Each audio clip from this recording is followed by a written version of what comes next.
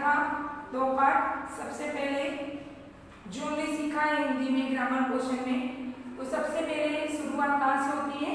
वर्णमाला से होती है। वर्णमाला में स्वर व्यंजन आता है।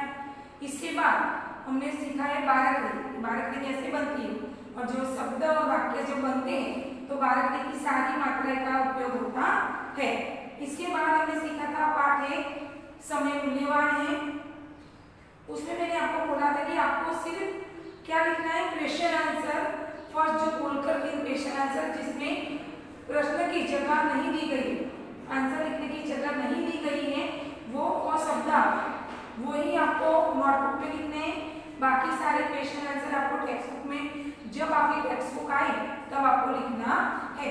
इसके बाद था पार्ट 2 पागल हाथी। उसमें भी मैंने आपको बोला था कि जो पहले हाथी का क्या था कि वो अच्छी तरह से सबके साथ रहता था, लेकिन जब उसकी इच्छा नहीं होती, उनको अपने आप में नहीं रहता था, तब वो एक महावत को जिसने उसको संभाला था उसको भी मार डालता है। इसके बाद राजा उनको क्या करते हैं कि कैद कर देते हैं। फिर वो वहां से जब भाग जाता है तो वापस जो महावत को उन्होंने मार डाला था वही उसे वापस लाता है। तो इस तरह हमने पार्ट 1 और 2 दोनों लिया है स्वाध्याय के साथ। आज हम सीखेंगे पार्ट 3 क्या है? कवि का चुनाव। पार्ट 3 में कौन सा पार्ट है? कवि का चुनाव। एक कलाकार चाहे वह कवि, लेखक या चित्रकार हो, अपनी कला को लोगों के सामने लाने के लिए पूरी तरह आजाद होता है। क्या होता है? कोई भी हो, शिक्षक हो, कोई चित्रकार हो, कोई पत्रकार हो, कोई डॉक्टर हो, अपनी कला वो उसमें कितनी माहिर है वो बताने के लिए वो कुछ भी कर सकता है। उसकी कल्पना की उड़ान को किसी भी प्रकार के बंधन में नहीं बांधा जा सकता। जो बंधनों भी अपनी कल्पना या कला को बंधने या रुकने न दे, वही सच्चा कलाकार है। हम अभी आप लोग तय करोगे हमें पढ़ना है, तो वो पढ़ने के लिए आपको कोई बंधन नहीं है। आप जब चाहो, जितना चाहो, जितना आगे चाहो, वो आपके लगन के अनुसार आप पढ़ सकते हो। ठीक है, उनके लिए कोई बंधन नहीं। इन कलाकारों को पहचाने के लिए इनकी कलाओं से मिलाएंगे श्रेया घोषाल गायिका, चेतन भगत कोरियोग्राफर, अमिताभ बच्चन अभिनेता, एफ हुसैन चित्रकार, फराह खान कोरियोग्राफर और चेतन भगत कौन है? लेखक। ओके, इस तरह ये सारे जो है अपनी अपनी काबिलियत से आप पहचाने जाते हैं। यहाँ पे लेखक का नाम है सुदर्शन। लेखक का नाम क्या है? सुदर्शन। कहानीकार सुदर्शन का जन्म सियालकोट पाकिस्तान में 1896 में हुआ था। इनकी कहानियों का मुख्य उद्देश्य समाज तथा राष्ट्र को स्वच्छ एवं सुदृढ़ बनाना रहा है। इनकी भाषा सहज, स्वाभाविक, प्रभावी और मुहावरेदार है। सुदर्शन जी की प्रसिद्ध कहानियां हैं हर की जीत, साइकिल की सवारी, अठन्नी चोर, तीर्थ यात्रा, सच का सौदा आदि। आइए इन्हीं की लिखी एक अन्य कहानी कवि का चुनाव। उनकी और एक कहानी का नाम क्या है? कवि का चुनाव। एक समय की बात है, क्या बताया गया है कि पहले समय की बात है। किसी नगर के महाराज ने अपने नौजवान मंत्री से कहा, उनके दरबार में जो नौजवान मंत्री था उनसे कहा, हमें अपने दरबार के लिए एक कवि की जरूरत है। दरबार के लिए किसकी जरूरत है? कवि, जो कविता बोलता हो, गाता हो, वह जो सचमुच कवि हो। दूसरे दिन नौजवान मंत्री ने नगर में घोषणा करवा दी। तीसरे दिन 1001 आदमी मंत्री के महल के नीचे खड़े थे और कह रहे थे, हम सब कवि हैं। और जैसे ही राजा ने मंत्री को बोला और मंत्री ने तुरंत घोषणा की कि दरबार के लिए कवि की जरूरत है, तो तुरंत दूसरे दिन वहां पे 1000 कवि इकट्ठा हो गए और सब लोग बोलने लगे कि मैं कवि हूँ, मैं कवि हूँ। मंत्री ने 21 दिनों में उन सबकी कविताएं सुनी। उनकी कविताएं सुंदर भावों से पूर्ण थी, उनमें मधु की मिठास थी, शब्दों की शोभा थी और मन को मोह लेने वाली उपमाएं एवं कहा कि जितने भी 21 कविता उन्होंने सुनी थी सबकी कविता, लेकिन जिसमें जो 21 कविता थी वो सब में जिस तरह कविता होनी चाहिए इस तरह की कविता थी। मगर उनमें सर्वश्रेष्ठ कौन है? नौजवान मंत्री इसका फैसला न कर सका।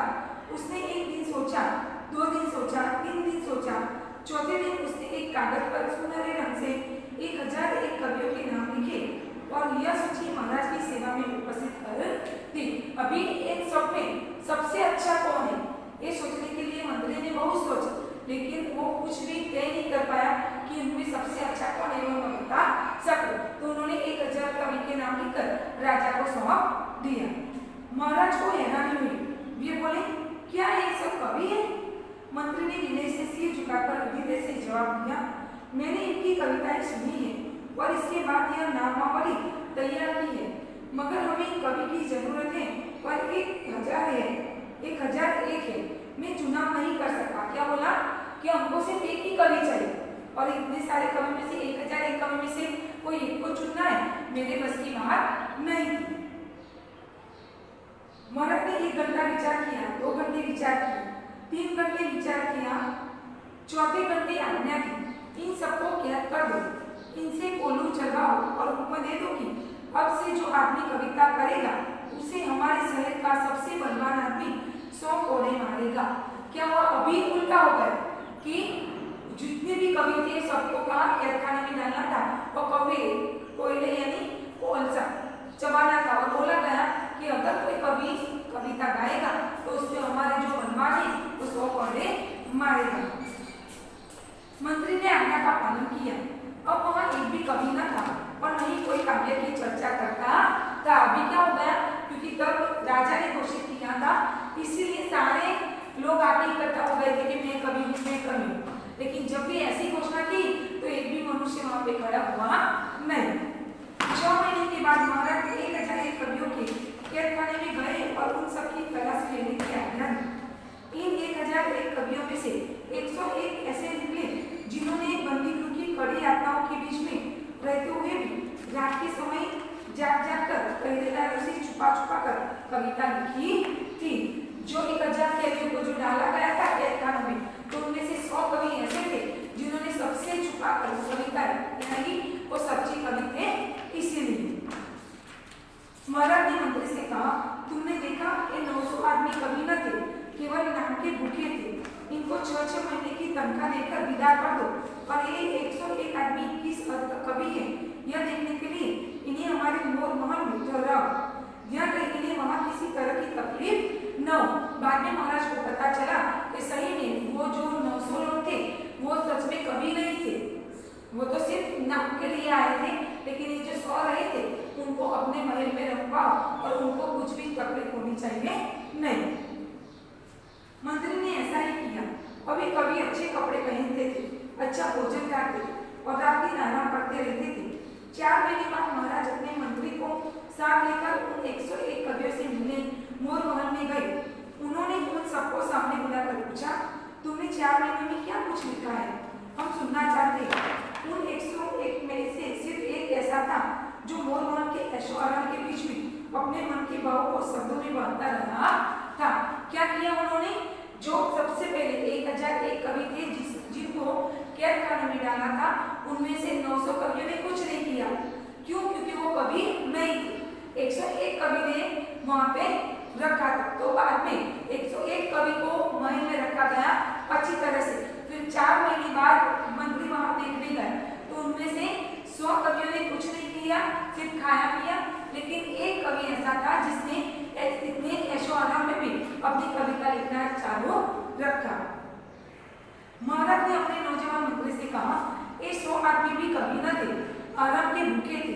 जब वे कैद थे इनकी आंखें अपनी दुर्दशा पर होती थी, मगर जब वे दिन बीत गई और वे काली घड़ियां गुजर गई तो ये काव्य और कल्पना की कला भी भूल गए। ये दुख के दिनों के कवि है, सुख के समय के कलाकार नहीं। इनको धक्के देकर महल से निकाल दो। अभी बाकी जो 100 कवियों थे जिन्होंने दुख में कविता लिखी लेकिन सुख में क्या किया, सिर्फ आराम किया, तो उनको महल से निकाल दिया गया। महाराज ने उस एक बचे कवि की तरफ इशारा करते हुए कहा, यह सच्चा कवि है जिसके लिए दुख और सुख दोनों एक बराबर है। जो दुख में था तभी उसने कविता लिखी, सुख में था तभी उसने कविता लिखी। यह दुख की रात में भी कविता करता है, यह सुख के प्रभात में भी कविता करता है। यह इसके बिना रह नहीं सकता। यही सच्चा कवि है। यह 1001 कंकड़ों में हीरा है। हमने इसे आज से अपना दरबारी कवि लिख दिया। हम इसे मुंह मांगी तनख्वाह देंगे। इसका काम केवल इतना ही है कि हमें हर रोज दरबार में आकर एक दोहा सुनाया कर। कवि ने दरबार में जाकर महाराज को एक दिन दोहा सुनाया, दूसरे दिन दोहा सुनाया, तीसरे दिन दोहा सुनाया, चौथे दिन लिख भेजा, मुझसे इस तरह की कविता नहीं हो सकती, मैं भाव का कवि हूँ, किसी की मर्जी का गुलाम नहीं। फिर क्या हुआ कि वहां पे जाके उन्होंने राजा को जो पसंद था कि दोहा सुना, तो वो तो 2-3 दिन तक दोहा सुना, लेकिन वो तो कविता लिखता है, अपने मन के जो भाव को उसको प्रकट करता। तो राजा के आगे जाकर उन्होंने बोल दिया कि मैं आपका गुलाम नहीं, मेरे मन में जो भाव आती है, कविता आती, वही मैं स्पर्श करता हूँ। नौजवान मंत्री ने कहा, यह आदमी कितना अभागा है। मगर महाराज ने कहा, नहीं, यह अभागा नहीं, यह कवि है, यह आजाद है, यह आजादी की कविता करता है। जो गुलाम होगा वह गुलामी की कविता करेगा। ये आदमी दरबार में आए या ना आए, इसकी तनख्वाह हमेशा इसके घर पहुंचती रहे। ऐसे उच्च कोटि के कलाकार का भूखा रहना मेरे राज्य का अपमान है। बाद में राजा ने क्या बताया कि वो दरबार में गाए या ना गाए, लेकिन उनकी जो तनख्वाह है उनके घर पे पहुंच जानी चाहिए। सच्चे कलाकार के प्रति महाराज की श्रद्धा देख नौजवान मंत्री कला का सच्चा मोल समझ सका। बाद में मंत्री को भी पता चला कि नहीं, सच में सच्चा कलाकार कौन होता है। तो आपको भी पता होना चाहिए कि सुख हो या दुख हो, ठीक है, सभी समय तो एक जैसा रहता नहीं है, लेकिन समय अच्छा हो या बुरा हो, हमारा जो कार्य है वो हमें करता ही रहना चाहिए। तो ये पाठ भी आज आपको भेजूंगी, घर पे आपको अच्छी तरह से पढ़ना है और इसके जो शब्दार्थ है वो आपको हिंदी की नोटबुक में लिखना है, जो मैं यहाँ पे लिख रही हूँ। शब्दार्थ मधु शहर नामावली यानी नामों की सूची,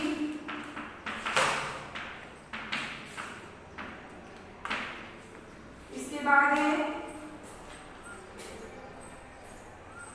काव्य, कविता, यातनाओं, कष्टों,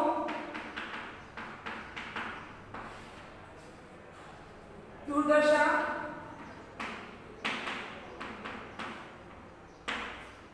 बुरी हालत,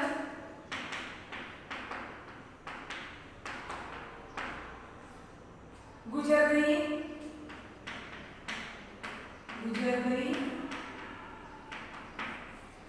इसका मतलब है बीत गई, चली गई,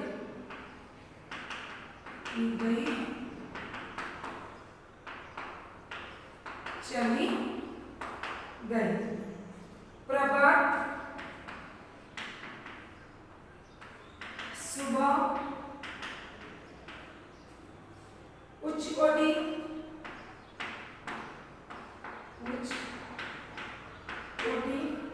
ऊंचा दर्जा या स्थान, ऊंचा दर्जा या स्थान।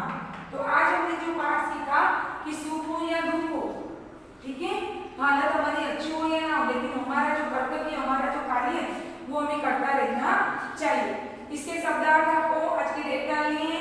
इसके बाद 3 कवि का चुनाव, लेखक का नाम लिखना है सुदर्शन। इसके बाद इसके शब्दार्थ है मधु शहर, नामावली नामों की सूची, काव्य कविता, यातनाओं कष्टों, दुर्दशा बुरी हालत, गुजर गई बीत गई चली गई, प्रभात शुभ, उच्च कोटि ऊंचा दर्जा या स्थान। फिर से बता रही हूँ, पूरा पाठ मैं आपको भेजूंगी। शब्दार्थ सबसे पहले आपको नोटबुक में लिखने हैं। इसके बाद हम जब स्वाध्याय करेंगे तो इसके साथ साथ स्वाध्याय की एक्सरसाइज आपको नोटबुक में नहीं लिखनी है, लेकिन जब तक टेक्स्ट बुक ना आए तब तक आपको अच्छी तरह से वो पढ़ते रहना है। Have a nice day, God bless you, take care.